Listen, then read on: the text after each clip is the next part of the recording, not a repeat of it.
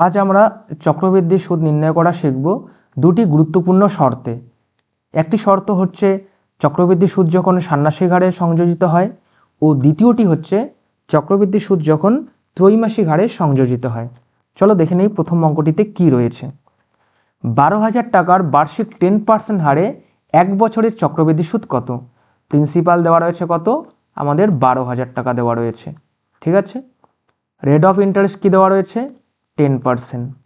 এবং সিআই নির্ণয় করতে বলেছে কত মাসের? 1 ইয়ারের। 1 ইয়ার বলতে আমরা আবার কি বুঝি? 12 মাস। মূল কথা 12 মাসের সুদ নির্ণয় করতে বলেছে। কি সুদ? চক্রবৃদ্ধি সুদ, তাই তো। এখন চক্রবৃদ্ধি সুদ নির্ণয় করার জন্য আমরা টার্গেট করব কাকে? বলেছিলাম রেট অফ ইন্টারেস্টকে। রেট অফ ইন্টারেস্ট কী দেওয়া রয়েছে? 10%। 10% বলতে কি বোঝায়? এক বছরের সুদ 10 টাকা, মানে 100 টাকার এক বছরের সুদ 10 টাকা। এক বছর বলতে আবার আমরা কি বুঝি? 12 মাস বুঝি, তাই তো। কিন্তু আমাদের এখানে 12 মাসের সুদ চেয়েছে, কিন্তু একটা কন্ডিশন বলেছে। কি কন্ডিশন? সুদটা ষান্মাসিক হারে সংযোজিত হয়। মানে কি? আমরা সাধারণত এক বছর গেলে সুদ পাই, তাই তো। কিন্তু এখানে নিয়মটা বলেছে না, এক বছর নয়, ষান্মাসিক হারে, মানে 6 মাস গেলে একটা সুদ লাগু হবে, তাই তো। ষান্মাসিক মানে 6 মাস পরপর সুদ লাগু হবে। আমাদের সুদ নির্ণয় করতে বলেছে 12 মাস। তাহলে দেখো 12 মাসে কটা 6 হচ্ছে? দুটা 6 হচ্ছে। 6 মাস গেলে কিন্তু আমরা সুদ লাগু হবে। তাহলে আমরা বুঝতে পারলাম 12 মাসে দুটা সুদ লাগু হবে। বলতে পারি দুটা ইনস্টলমেন্ট প্রযোজ্য হবে। এখন 12 মাসের সুদ আমরা জানি 10%। 12 মাসের 10%, তাহলে নিশ্চয়ই 6 মাসে 10% পাবো না। এখন আমরা কি জানি? 12-র অর্ধেক হচ্ছে 6। তাহলে 12-র অর্ধেক যদি 6 হয় এবং 12তে যদি 10 হয়, তাহলে 6-এ কী হবে? 5%। কী হবে? 5% হার হবে। কারণ 12তে যদি 10 হয়, তাহলে 12-র অর্ধেক 6। তাহলে 12তে 10 হলে কি হবে? 6-এ কী হবে? 5% হবে। তাহলে দুটা সুদ লাগু হবে, একটা প্রথম 6 মাস 5% হারে, পরবর্তী 6 মাস 5% হারে। বুঝে গেলাম।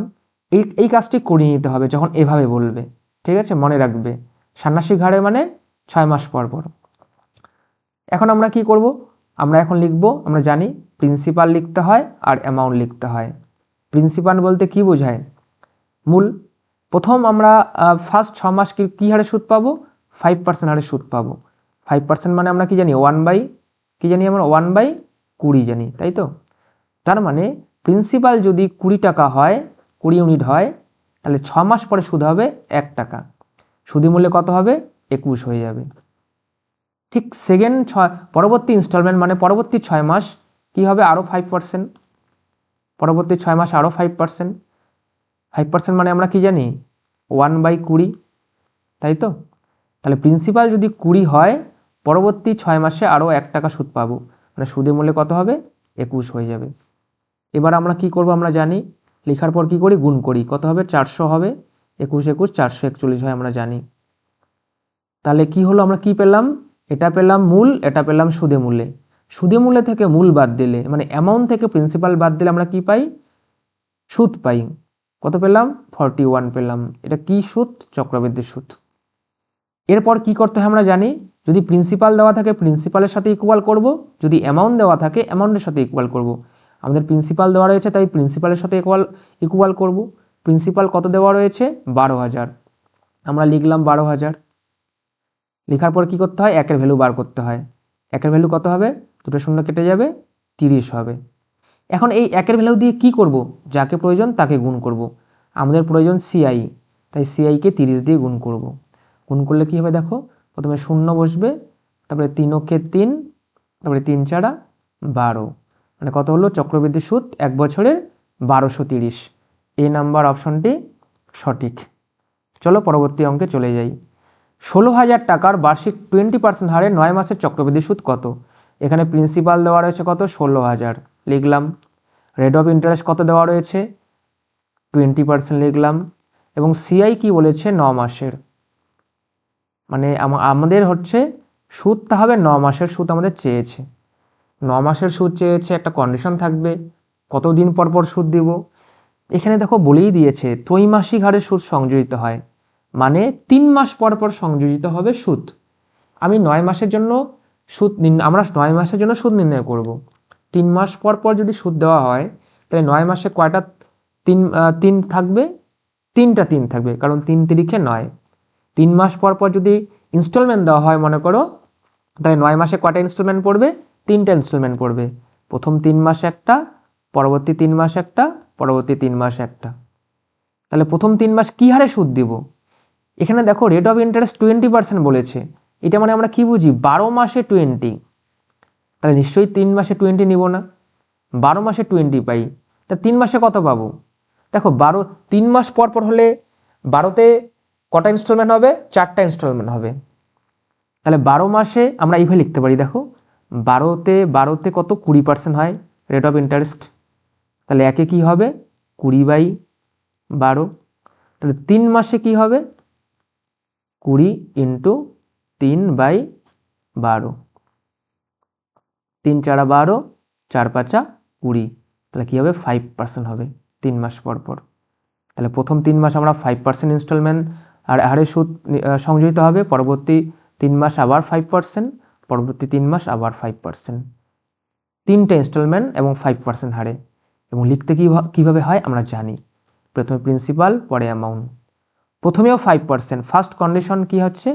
5%, তাই তো? এবং 5% মানে আমরা কি জানি? 1/20। মানে কি বোঝায়? প্রিন্সিপাল যদি 20 হয়, 3 মাস পর সুদ পাবো 1 টাকা, মানে সুদে মূল্য হবে 21 টাকা। যেহেতু 3টে ইনস্টলমেন্ট, 3টাই 5%, তাহলে 3টা সেম হবে 20, 21। পরবর্তীটাও 20, 21 হবে। বুঝতে পেরেছ? কারণ 3টে ইনস্টলমেন্ট, 3টাই 5%। তাহলে এবার কি করতে হয় আমরা জানি, গুণ করতে হয়। 3টা 20 গুণ করলে কত হয়? 3টা 20 গুণ করলে হয় আমাদের 8000 হয়, আমরা জানি। এবং 3টা 21 গুণ করলে কত হয়?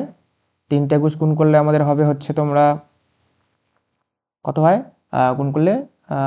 মুখস্থ করেছো?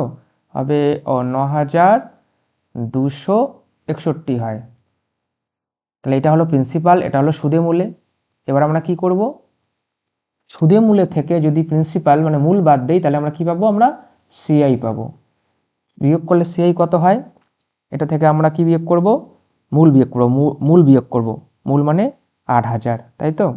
কত হয় দেখো, বিয়োগ করলে 1261 হয়। 1261 হয়।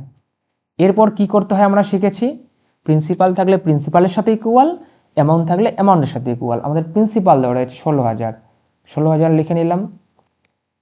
কি করব তারপরে? কাটাকাটি করে একের ভ্যালু, 3টা শূন্য কেটে যাবে, তাহলে 8 দুগুণী 16, একের ভ্যালু 2 পেলাম। একের ভ্যালু দিয়ে কি করব? যাকে প্রয়োজন তাকে গুণ করব। আমাদের প্রয়োজন সিআই, তাহলে একে 2 দিয়ে গুণ করব। কি হবে? 2 অক্ষে 2, 6 দুগুণী 12, 2, তাই তো? 6 দুগুণী 12, 2, 6 দুগুণী 12, 2, হাতের 1, 2 দুগুণী 4, 5, তারপরে কি 2 অক্ষে 2, 2522, মানে বি নাম্বার অপশনটি সঠিক। আশা করি বুঝতে পেরেছো।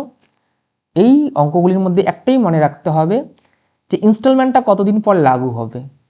এখানে যেমন 6 মাস পর ইনস্টলমেন্ট লাগু হয়, তাই 12 মাসে 2টা ইনস্টলমেন্ট। যদি এই অঙ্কটি বলতো 18 মাস পর কত সুদ, তাহলে 3টা ইনস্টলমেন্ট লাগু হতো।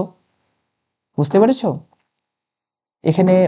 এখানে 12 মাসে 10%, তাহলে 6 মাসে অবশ্যই 5% হবে। পরবর্তী অঙ্কটিতে দেখো 12 মাসে 20%, 12 মাসে মানে 20%, এবং সুদ লাগু হয় 3 মাস পর পর, মানে 3 মাস পর পর লাগু হয়। তাহলে 12 মাসে 20 দিলে 3 মাসে নিশ্চয়ই 20 দিবে না। তাহলে 12-র মধ্যে কটা 3 থাকে? 4টা, তাই তো? তাহলে 20কে ডাইরেক্ট 4 দিয়ে ভাগ করতে পারি আমরা, 4 5 20। এইভাবে আমরা অঙ্কটি বের করব। তাহলে মনে রাখতে হবে, ফার্স্ট আমাদের কয়টা সুদ লাগু হবে, কয়টা ইনস্টলমেন্ট লাগু হবে সেটা বের করে নেব।